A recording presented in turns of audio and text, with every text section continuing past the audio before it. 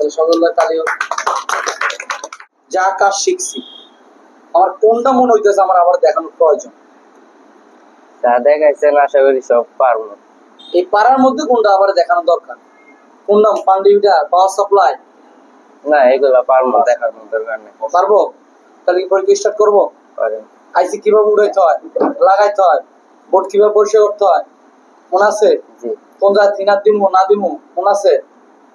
আচ্ছা তাহলে বলো কোন জায়গার মধ্যে থিনার দিতে না করছেন? ক্যামেরা, এরপরে কয়েক প্রকার ডিসপ্লে আছে যেগুলা থিনার দেওয়া যাইব না। কোন কোন প্রকার? এমুলেট বাদে যত প্রকার আছে সবগুলাতে থিনার দেওয়া যাবে না।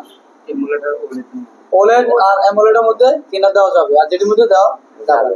আচ্ছা আরেকটা আমি বলছিলাম এই অবস্থায় থিনার দেওয়া যাবে না। কিরকম?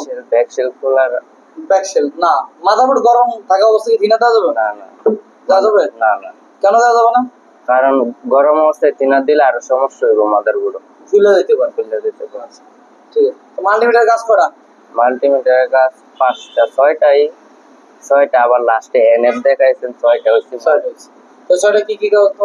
6টা প্রথমে ohms mode, continuity mode, diet mode, DC voltage mode, পরে সিএফ মোড, এনএফ মোড। আচ্ছা তো রেজিস্টারের কাজ কি? রেজিস্টারের কাজ ভোল্টেজকে বাধা প্রদান করা। হ্যাঁ এটা তো ডায়োডের কাজ না, ভোল্টেজকে বাধা প্রদান করা রেজিস্টার। শিওর? ক্যাপাসিটরের কাজ কি? এই ভোল্টেজকে জমা রেখে ফিল্টারিং করা। ডায়োডের কাজ কি? ডায়োডকে ভোল্টেজ একমুখী করা আর এসি ভোল্টেজকে ডিসি ভোল্টেজে পরিণত করা। মাশাআল্লাহ। আচ্ছা ঠিক আছে। আমরা আইসি উঠানোর আগে নাইফটাকে কি করতে হবে? নাইফটাকে পরিষ্কার করে নিব। নাইফের আগাটাকে কি করব? পরিষ্কার করে নিব। পরিষ্কার নাকি এটা দাঁড় কমানো?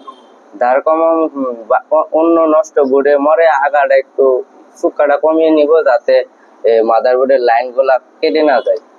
মাদারবোর্ডের আইসি সাইডের লাইন। তাহলে আমরা আরেকটা ব্যাটারির মধ্যে কি আমরা ছিদ্র করব? না।